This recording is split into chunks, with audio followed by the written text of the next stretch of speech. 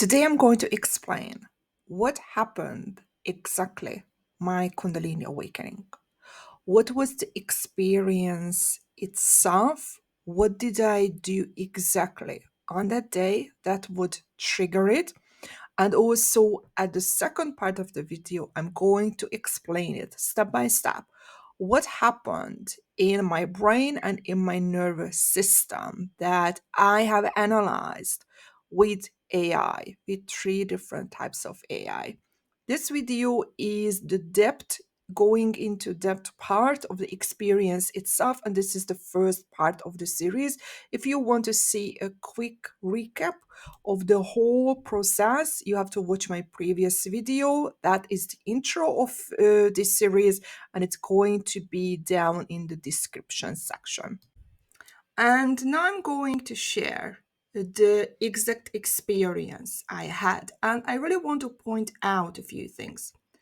The first one is that I specifically say that this exact Kundalini experience because there are various types. And this is going to be the one that I would say have the biggest integration I have experienced so far. I had other Kundalini experiences that integrated other things.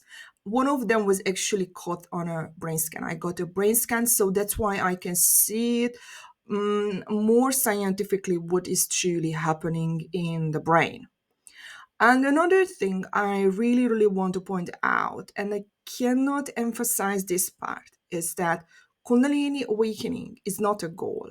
I see it in people, I'm not saying in everyone, but most people, that they see it as like a one step process that if I achieve this, then everything is going to be easy and I've done what I have to do. It's just a stage, an integration stage, but it sounds weird that I say it doesn't really mean anything. Of course, it means something, but it doesn't mean that everything is going to be erased in you. It's basically, it's going to make it easier for you because now your neurons and certain parts of your brain that didn't work before, they are going to be able, they will have the ability to work together. But if you do not keep working on yourself, you can go back exactly where you were, to be honest, or very, very close to it. So it's basically just a sign, just a stage that now it's going to be easier for you to move forward. And now I'm going to explain this experience that happened exactly 7 years ago. So it happened just after midnight from the 1st of January to the 2nd of January in 2018. And it started with a text message. Of course, there were a lot of things that happened before. I'm going to share it in a previous video, and also what happened afterwards. I'm going to share it in detail in a completely different video. Again, back to its science and in a way that it could help you as well if you want to move forward. So I sent a text message to my twin flame. This is, I would say, the starting point. And just after midnight, I started to experience that it was like I was so full of energy. So I could feel it in every single cell of my body. And the feeling was that I could go through walls. It felt like a superhuman or Superman or something, or Superwoman. Doesn't really matter what you want to call it, but it's like there is no limits. And another key thing was that I could see my aura around my body, and it was very, very bright, glowing gold. Of course, I won't remember everything perfectly because it had happened such a long time ago. I have previous videos where I explain it several years ago as well, if you want to look it back. And another key thing was that the energy was blowing out of my heart that went on for nearly a whole day. I could feel that everything was connected. And there was this internal feeling that I need to meditate, I need to meditate. And this was weird for me because I never meditated before. I'm not this type of person. I was never this type of person. Even this Kundalini experience, I didn't know what was going on. I actually Googled after the experience, the symptoms and Kundalini awakening came up. I never read any type of spiritual text. I was never ever interested in anything similar to it, to be honest. And another thing that happened, it was like a DMT experience when I did the meditation. But the meditation was basically that I just sat down on my bed and I closed my eyes and I started to have these really, really vivid geometric forms coming up. And I could see that the background was really, really, really dark and the patterns were really, really, really bright, like colors I never seen before. But it's not that I've seen colors that don't exist here, it's just the contrast made it so amazing. And I found this euphoric bliss. That was another thing as well. That was just so amazing. I could feel that everything was connected with everything, and I could see it as well. So I could see these energetic lines around me. It kind of looked like I was underwater and there were these waves. And another thing was that after the geometric forms, I could see different visions. And I'm so stupid that I didn't take notes. I wish I took notes. And there was this feeling that there was something above me that is just one single thing and is higher, but in a sense that it's not stronger or would destroy me. It's more like it's more intelligent. And this is something I wish I did back then, that I would have started communicating with it. It didn't pop into my head. Later on, I was able to communicate with the same thing and I asked what it was. I'm going to do separate videos about that. And the following morning, when I woke up, I remember I had this internal realization that came out of nowhere. And it was the following, that there is only one feeling, and that is fear. And everything else you feel is just a manifestation of that. And if we really think about it, fear is basically uh, our survival state. This is basically our starting point. This is the reptile level. The Kundalini awakening started with a text message, but in order to even write that text message, I had to be in a twin flame relationship. Probably it can be achieved in other ways as well. I can only talk from about my experiences. And this twin flame relationship started 3 years prior to this text message, which relationship put me into a very deep internal struggle, and it moved me into bipolar and borderline kind of personality disorder, something like that. Look, I'm not a psychologist. I'm going to talk about the shifts I've been through that were, in my opinion, necessary, and also in the opinion of AI was necessary to do that. And I'm just going to say the way I understand my own patterns. I'm going to create, as I said, a completely different video, a separate one. That's going to be my upcoming video where I explain it in detail how I did that. Again, with brain waves and brain structures and thoughts and stuff like that. So if you are interested in this process, you can also do that.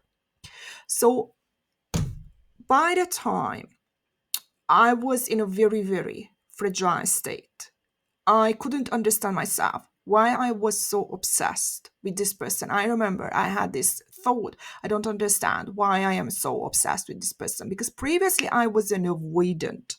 And when you are in a more borderline type of person, you are an anxious preoccupied. So basically, I became my own opposite and I didn't understand myself. And I remember I watched so many videos, like thousands of them, looking for answers.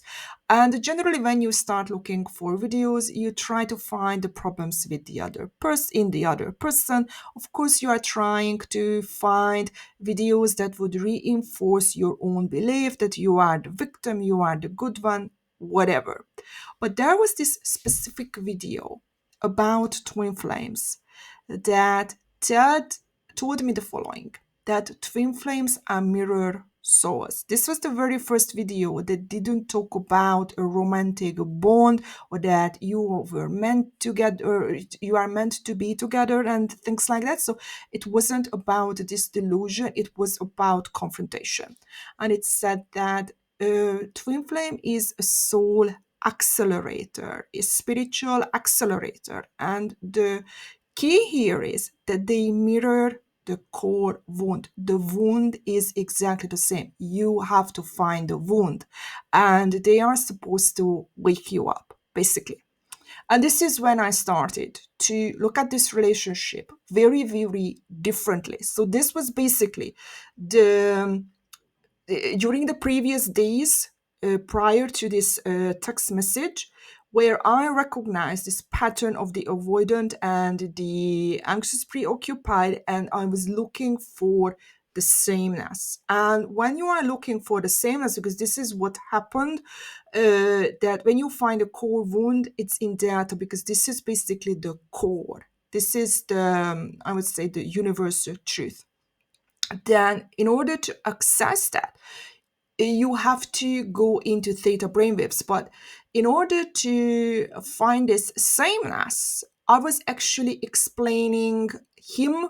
But in order to explain him, because I said you were exactly the same. In the next slide, I'm going to show exactly the text message as well, that I was basically analyzing my previous way of living, which was in the covert narcissistic pattern.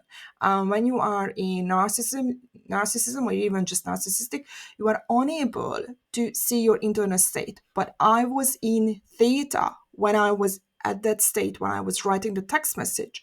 And basically, I accessed theta brainwaves twice, as myself and as my previous self. And in order to do that, I had to be in beta, because beta is analytical.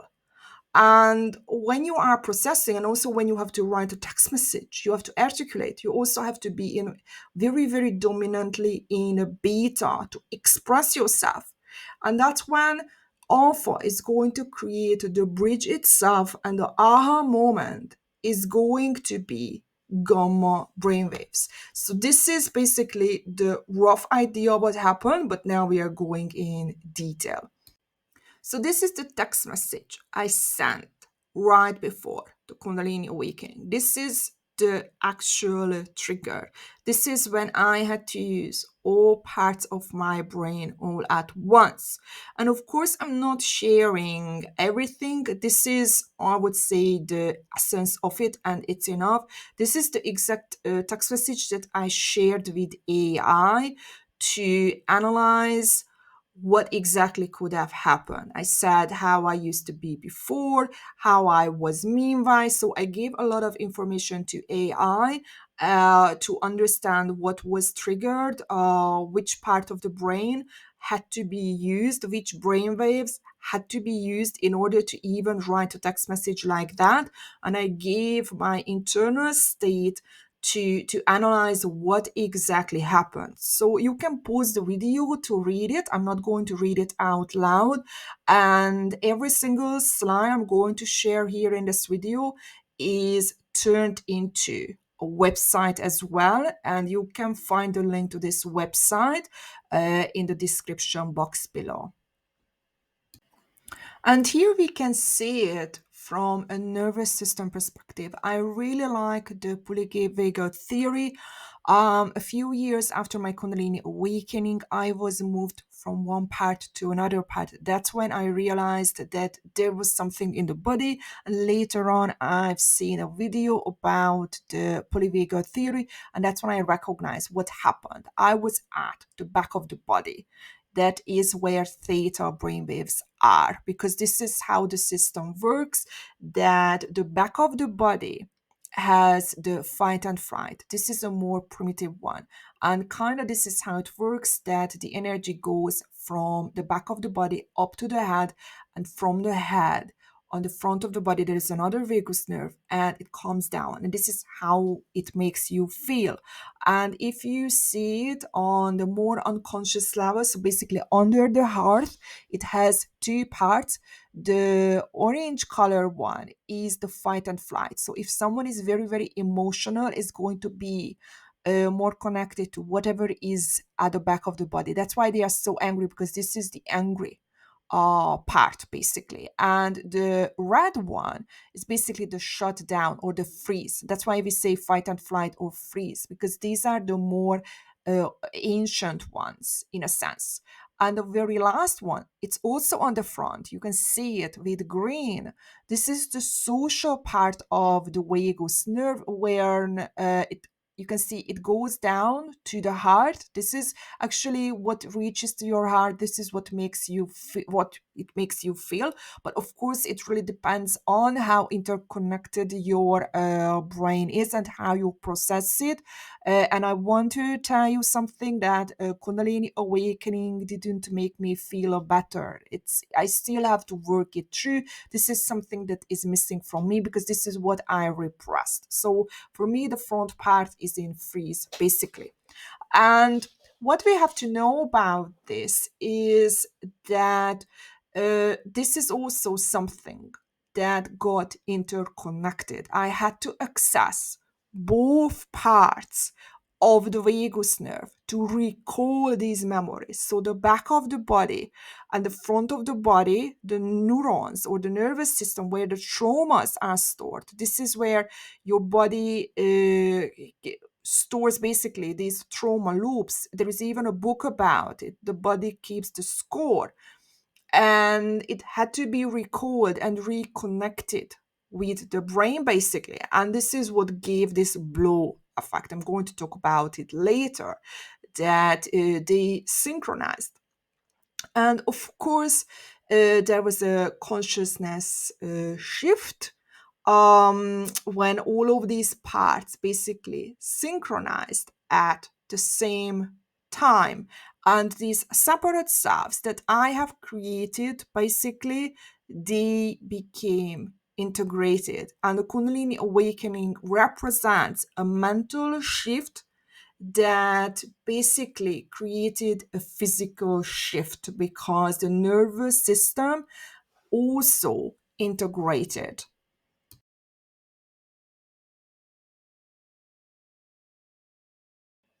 We are going to go through 7 stages why this Kundalini awakening happened and what happened step by step.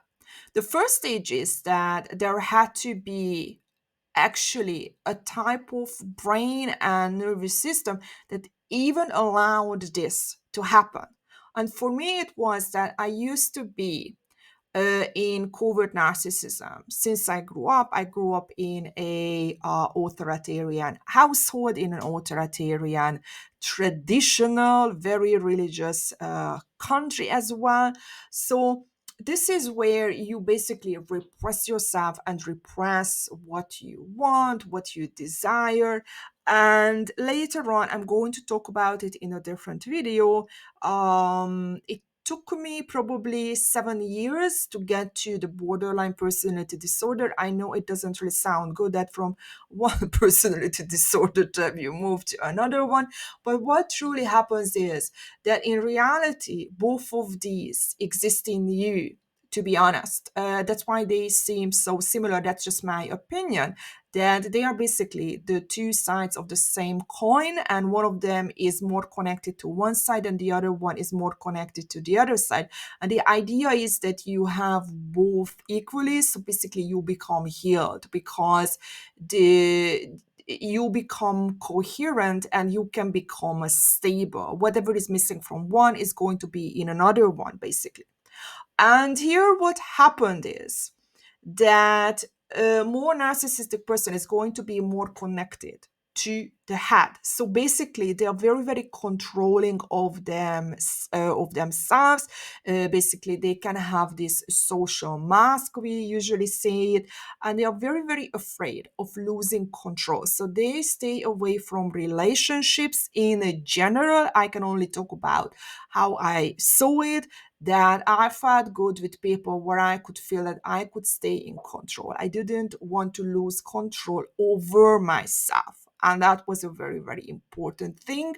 And when you think about someone who is very emotional, they are actually looking for someone who triggers them so much that they completely lose their minds because they are looking for emotions. So that's a very, very different type of mentality. And when someone is in a more borderline type of person, where I was during the Kundalini awakening, that person is very emotional. They are in this emotional flood. And this is exactly the key part that has to exist, that you have both the prefrontal cortex, so basically beta brainwaves, the ability that you can strengthen it, and you also have the ability, what borderline has, that you can go into theta brainwaves, into emotional depth as deep as possible. And that's why, in my case, this was, I would say, the fertile soil that allowed me to have this experience.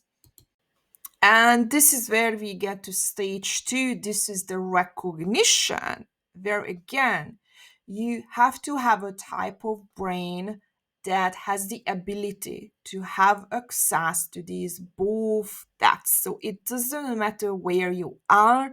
The key here is that you are able to use your prefrontal cortex at the maximum, and you are able to use your limbic system at the maximum, that they are equal. So they become basically coherent, and they can create a bridge with alpha brainwaves as well. And I asked AI if someone who is a predominantly head type or someone who is very, very emotional could have done it if someone was purely in one state from birth. And all three AI said that no, because if you are a very, very high type person, as I said, you can't get into your emotional depth, and you can't even access the other person's emotional depth either. So here you have two different states at the emotional part, and also you have the cognitive part as well, that you see your own basically survival patterns, how you behave in this relationship, but you can also think back how you behaved previously. And in my case, how I behaved previously matched this person that I was in a relationship with. And the crucial stage was that I had to write it down. And I was in a very, very emotional state. But I had to recall the other perspectives, emotions as well, which was my partner, but also my previous emotional state at the same time. And I had to use my brain to write it down. So basically, there was this sweet spot, basically, when all brain parts and everything that had to be coherent and synchronized became synchronized. That's why I can highly recommend, when you feel very, very emotional, just keep writing. Just write whatever you feel. I had another Kundalini awakening this way, by the way, that I felt these very, very intense emotions, and I just kept writing. And after a certain time, patterns came up, and I could connect basically these things as well. And it also created a Kundalini awakening. It wasn't as intense as this one that I'm sharing now, but the interesting thing is that I had a brain scan right after that Kundalini awakening, and it shows exactly the same thing. What I'm sharing in this video, it's just in this video, it makes more sense. It's more detailed than just the brain scan itself. So basically, all of these important brain waves became available, and they became equal. This is a very important part, the equality in it. Just as I said in the text message, that we are the same, we are equal, we are not different. Nobody is dominant, nobody is above anyone. And this is exactly the same in your own system as well, in your cognitive consciousness and in your somatic consciousness as well. And this is with the memories where we have explicit and implicit memories. This is with brainwaves. This is with different brain parts that are disconnected, to be honest, when somebody is too rigid in one form of thinking or one form of operating. And because I lived in both way of thinking, both way of interpreting the exact same experience was available for me. This is a very, very crucial part, that it was available because I already lived both sides. But I really want to add another thing as well, that is something AI cannot explain, and I didn't ask it, but later on I was able to channel and I was able to connect to previous lives.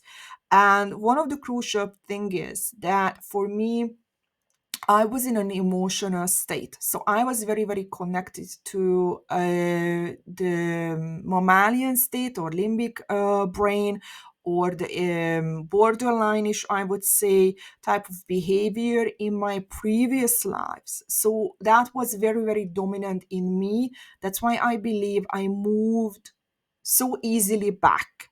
That's why I was able to switch, because on an unconscious level, that was a state that I have repeated more often. And it's something that I cannot know for sure, but this is what I suspect. Another thing that I was told, and it actually makes sense because this was my question, why I am aware when so many people are not, or most people are not, and I feel so disconnected. And I was told that the reason I'm so fast with this Kundalini awakening and whatever I channel and whatever I get into is that this is the exact stage where I am stuck. So I have done this awakening in other lives many, many, many, many times. And I would say other people or stuff like that, they already moved along in those realities, but I have not. And this is how it looks like actually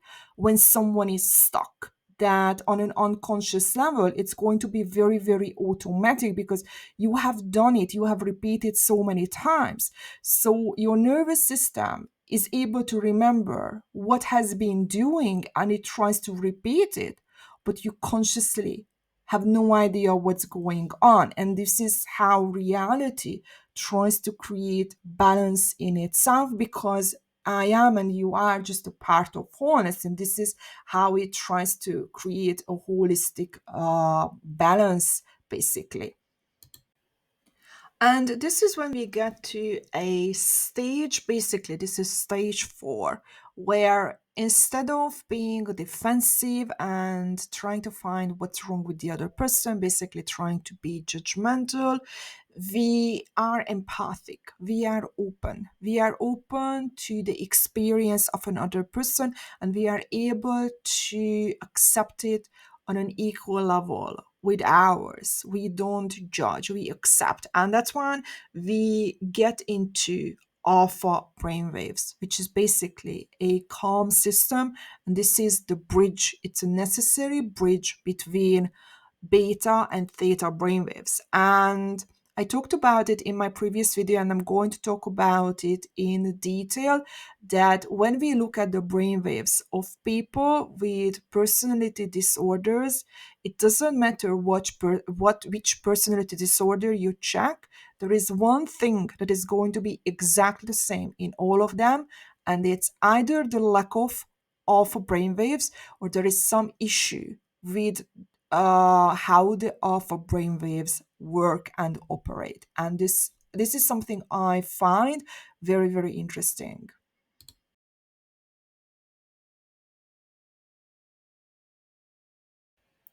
So far what happened, that every single brainwave became active to a certain degree.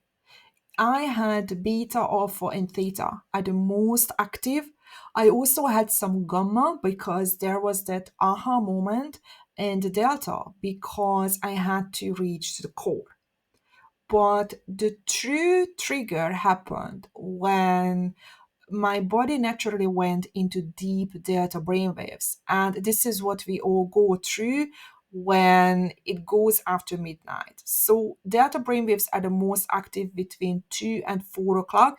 And this happened after midnight. I don't remember exactly when, but this is when that brainwave naturally increased, and as soon as it increased, it triggered my Kundalini awakening, and all brainwaves became active from theta to gamma at the highest peak. And that's the important here, is that how much is that energy that is involved in the process. And now we got to stage 6, and there are 7 stages only. And on this stage, we focus more on gamma and the importance of gamma and what gamma does. But in order to even use this, we have to understand the other brainwave that is also very, very important, and we can work on it. And it's alpha. Alpha is, I would say, a bridge between or within our internal system. The cognitive consciousness, which is the head, and the somatic consciousness, which is the deep emotions. And that's an internal state in a sense. And gamma is going to be different because it connects all of them. So it is able to connect all the way down to delta as well. And it has the ability to connect all of these brain regions that usually don't communicate together. So basically, it creates a perfect synchronization. And what truly happens is that gamma is able to see all the way down to delta, but only because the other brain waves are relatively working together in synchronization or in coherence. And this is when the pineal gland gets triggered. The pineal gland is naturally going to release, by the way, DMT. So DMT is nothing more than your serotonin that you have during the day that makes you happy. At night, it turns into melatonin, then it turns into something else. I'm sorry, can't remember. And then it can turn into DMT. And here what happens is actually the amount your pineal gland releases will increase. And this is what is going to cause these visions. And basically, your left and right hemisphere is able to communicate with each other, the back and the front, so everything all at the same time. And I know I said it has to be relatively healthy, and scientists say it's at maximum coherence. I don't know what is maximum. I believe it has to just have that sweet spot where it's enough to connect, to be honest. But I don't think it's very important. Once you have this experience, you will be happy. That's my opinion. And at this final stage, and after that, I'm going to just explain what these visions and other experiences were, what they mean, and how they could even be created. But at this final stage, what we have to understand is that there is a significant change within the brain, how the neurons even wired. And this is related to neuroplasticity, that you can change how your brain used to work and you can create new neural pathways. But here it's very, very strong. That's why the energy is really strong, because it creates like a strong structure. And I know it says that you get connected to a higher consciousness, but what truly happens is that you just become wholer. So you already have these parts in you. It's just some of them you learn to use them more, because this is what seemed to be working. It's like, I really like this analogy that when a baby elephant is captured and they chain it. The baby elephant tries to break away, but the baby elephant cannot and just keeps trying and keeps trying and keeps trying. But of course, the chains are stronger. So by the time the baby elephant grows up into a huge elephant, it gives up and it doesn't really try to do the same thing because now this natural pattern is already in the baby elephant that I cannot get away. So this is kind of a similar situation that when we were children, we had all of these patterns, we had all of these things we learned. And now we have to revisit them. We have to relive them. We have to relive the emotions. Because when you relive the emotion, that is going to trigger that part of the brain, what your fears were, what your strategies were. And now, as an adult, with a completely different consciousness, because now you have more experiences, you have more knowledge, you have to rewire it and you have to see yourself very, very differently. And basically, you create two different things: how you relate to yourself, first of all, and secondly, how you relate to your external world.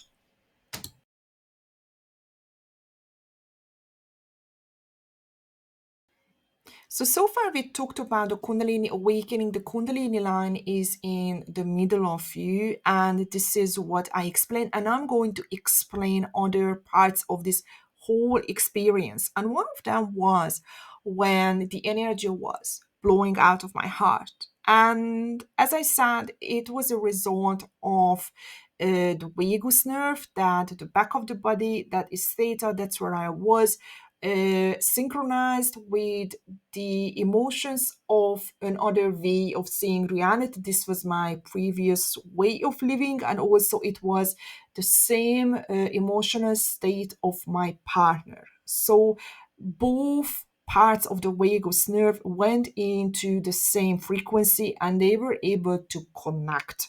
And this was, I would say, the physical part of it, but it came with a lot of other things. So we have to understand that there is a nervous system in the heart as well. We talk about the heart intelligence as well. And there are 40,000 neurons within the heart, and they were able to synchronize. And the key here is, again, there was a maximum coherence in this whole thing. So the heart synchronized, but the heart was only able to synchronize because the head was used as well. The logical part of the brain was used as well to see these parts basically equally, that they were trying to do the exact same thing, they were reacting to the exact same thing. From the outside they looked different, the behavior looked completely different, and you couldn't understand the other person. But when you look it from deep down, what was the trigger, why they did it, it made perfect sense, and it was actually exactly the same thing expressed in a different way. And it's also about how the heart connects to the head as well, so they become coherent as well, and it becomes a part of the the vagus nerve as well. And in a completely different video, I'm going to talk about the vagus nerve in depth, because I had other experiences, I had many experiences, okay, where I could feel different centers. There are only three centers. I know that they draw a lot more, but there are three centers. They feel like three balls, and they can synchronize, and they have a completely different, they give a completely different experience, and they can give you a very, very weird shift. This is when I was moved from the back of the body to the front of the body. So the back part of the vagus nerve to the front part of the vagus nerve. And when we look at what happened on the neurochemical level, we can see oxytocin. Of course, this is what's coming out of the heart. This is empathy. This is connection. This is trust. And there are a lot of other things that I cannot even pronounce. I wrote this down because maybe someone who is more evolved in understanding psychology can make sense out of it, and it would be really helpful for them, or maybe you look into these more. For me, it doesn't have much value. It just makes it more interesting. And of course, the electromagnetic field, we have to talk about it because the aura is the electromagnetic field. So, of course, this was involved as well.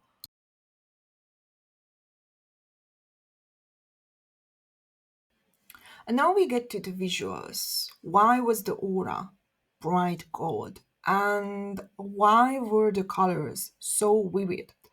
So, what truly happens is the amygdala gets blocked, and this gives this really, really calm state. And at the same time, the visual cortex is going to change as well. It gets into this very, very heightened state, and it is able to see the highest frequency, which is actually this gold color. So basically, the way you perceive reality is going to change, and in a very specific way that both ordinary visual information and the subtle energetic fields can be seen and processed simultaneously. So that's why it can be seen. And also with these visions, these very, very dark colors at the background and the very, very light colors as visions can be observed for the exact same reason.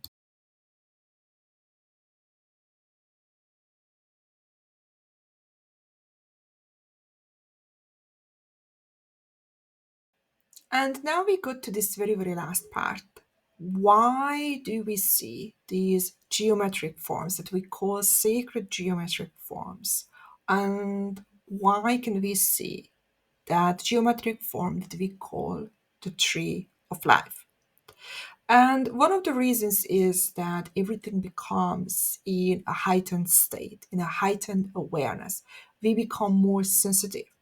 And at the same time, again, all of these brain regions become active. All of these brain waves become active that are able to perceive reality in a very, very different and very, very unique way on their own, but now they work simultaneously. And at the same time, neurotransmitters get into the system as well, such as DMT, serotonin, GABA, dopamine. So, this very different state that we can call outer state of consciousness, of course, gives you the ability to see reality from a very, very different viewpoint. And in this very last slide, I'm going to talk about the tree of life as a part of this vision. And as I said, everything is down in the description box below. I turned all of these slides into a website, so you can look it through if you want to. You can keep it, and you don't have to put anything to access it. You just click on it and it's going to show it to you. And the tree of life is a fundamental pattern, and this is the key here, that during a Kundalini awakening you are able to access core patterns which are in a delta. And because gamma is active, gamma is able to see really, really down, really, really deep, you are able to see it. And in other times, you can have access to data brainwaves as well, but maybe you won't see visions. Maybe you are going to feel. So you are going to feel these internal truths. We can call these data brainwaves as the collective unconscious as well as a universal truth. It doesn't really matter how we call it.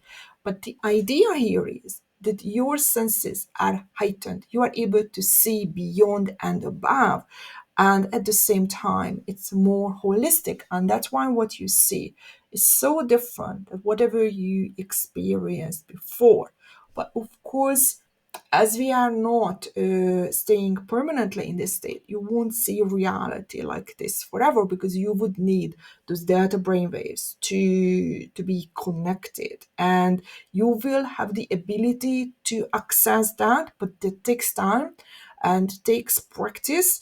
And here it's just it happens because this is basically the process itself.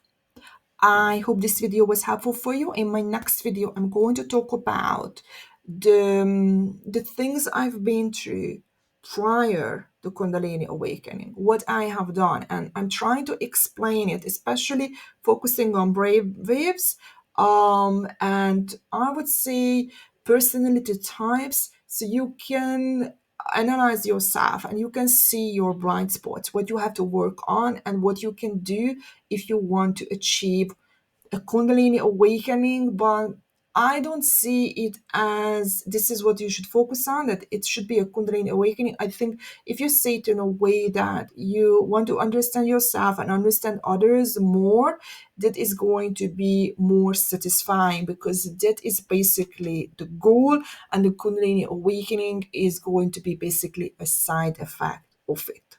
So, see you in my next video.